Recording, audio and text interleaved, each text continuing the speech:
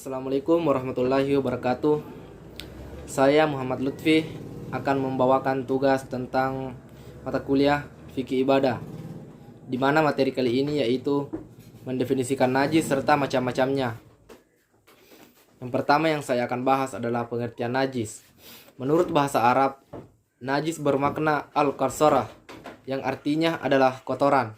Sedangkan definisi menurut istilah agama atau syar'i, di antaranya ulama Syafi'iyah mendefinisikan najis secara lugot atau bahasa bermakna segala sesuatu yang terbilang kotor. Sedangkan najis menurut ulama ahli fikih adalah sesuatu yang kotor yang dapat mencegah keabsahan sholat. Menurut definisi Al-Malikiyah, najis adalah sifat hukum suatu benda yang mengharuskan seseorang tercegah dari kebolehan melakukan salat bila terkena atau berada di dalamnya. Saya akan menjelaskan beberapa macam najis. Yang pertama yaitu najis mukhaffafah atau najis ringan. Yang kedua, najis mutawassitah atau najis sedang atau pertengahan. Yang ketiga adalah najis berat atau najis mughallasah. Berhubung ini malam hari, jadi kita tempatkan besok untuk mencari najis pada siang hari. Ya, terima kasih. Ya, yang pertama saya akan menjelaskan macam-macam najis.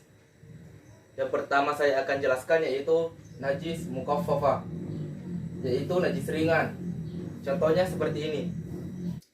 Ini adalah contoh najis ringan atau najis mukhaffafah, yaitu air kencing anak laki-laki yang belum berumur 2 tahun atau masih menyusui pada ibunya. Kebetulan ini hasil kencing dari sepupu saya. Jadi kita akan coba mempraktekkan cara membersihkan najis mukhaffafah ini. Kita akan ambil air terlebih dahulu.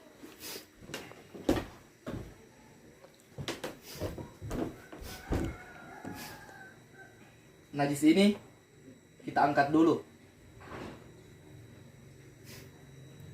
Jika air dari najis ini terkena di tangan atau di tempat seperti ini, kita hanya perlu memercikkan air biar bukan air tidak mengalir. Atau bila terkena tangan, contohnya bila terkena tangan seperti ini, maka kita hanya perlu membasuhnya air seperti ini. Ya, begini cara membersihkan najis mukhaffafah. Ya, selanjutnya saya akan menjelaskan tentang najis mutawassitah atau najis sedang. Contoh najis ini seperti kotoran manusia atau kotoran hewan yang diharamkan seperti kotoran kucing atau yang lain-lain. Dan juga masuk seperti miras dan lain-lain. Ini adalah contoh najis mutawassitah. Ini adalah kotoran manusia. Kebetulan sepupu saya habis buang air besar. Kita tidak akan ekstrim-ekstrim sekali ya. Dan kita akan pergi mempraktekkan cara membersihkannya. Oke, Bang. Selanjutnya saya akan juga memperlihatkan contoh najis mutawassitah. Sini. Itu juga merupakan contoh najis mutawassitah, yaitu tai kucing. Selanjutnya kita akan memperlihatkan contoh cara membersihkan najis mutawassitah atau najis sedang. Cukup kita harus membasuhkan air sampai menggosoknya sampai tidak ada bekas yang tersisa sedikit pun.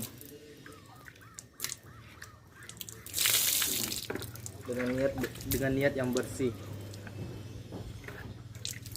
Cukup mudah yang membersihkan najis sedang ini.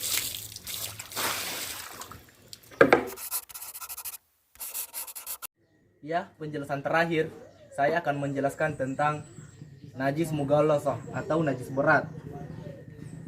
Najis mughallasah digolongkan najis berat seperti menyentuh hewan-hewan haram seperti anjing atau babi, air liur anjing, kotoran anjing dan kotoran babi. Saya akan memperlihatkan contoh najis mughallasah atau najis besar. Ini termasuk najis besar, kotoran anjing. Kita tidak usah menyentuh atau mengambil kotoran tersebut untuk menghindari, untuk tetap menjaga kebersihan kita. Tetapi kita akan mencoba mempraktekkan cara membersihkannya. Oke, Bang. Ya, selanjutnya yang terakhir kita akan menjelaskan tata cara membersihkan najis mughalazah atau najis besar.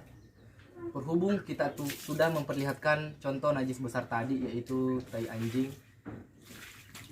dan kita tidak menyentuhnya, tetapi kita akan coba mempraktekkan cara membersihkannya. Contoh saja, jika di sini terkena kotoran anjing atau semacamnya yang termasuk golongan najis besar, kita akan mencoba cara membersihkannya, yaitu membasuh dengan air lalu mencampurkannya dengan debu. Saya pertama tidak menggosoknya terlebih dahulu sebanyak 7 kali. 2, 3,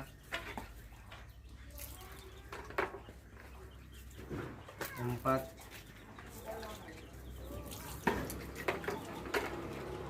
5,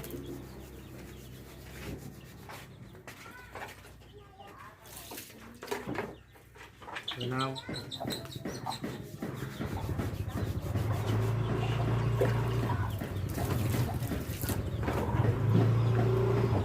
7.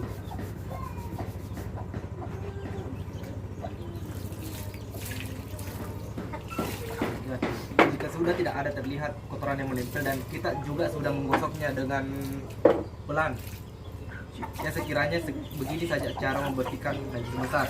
Terima kasih. Dari penjelasan yang tadi serta cara mempraktekkan cara pembersihan najis, itu kita dapat mengambil keterangan bahwa pelajaran mengetahui tentang najis itu adalah hal pokok, karena syarat mutlak dalam kita melaksanakan sholat adalah suci dari hadas dan najis. Apabila najis tersebut dengan pandangan normal tidak kelihatan, maka hukum najis tersebut disebut ma'fu. Darah dan nanah yang sedikit juga dima'fu, selain darah dan nanah dari anjing dan babi. Darah yang berasal dari badan kita sendiri akibat menderita luka bisul atau penyakit kulit yang lain diampuni meskipun jumlahnya banyak, dalam surah Al-Iqna ayat 78. Tetapi dengan 3 persyaratan. Pertama, bukan karena ulah kita sendiri atau tidak disengaja.